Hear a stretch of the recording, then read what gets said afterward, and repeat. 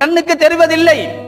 ஆனால் ஒரு யாசகர் கேட்கக்கூடிய அந்த மனிதர், இவர் தொழாதவர், இவர் ஒரு பாவி, இவர் கொடுத்தால் இவர் குடித்து விடுவார்.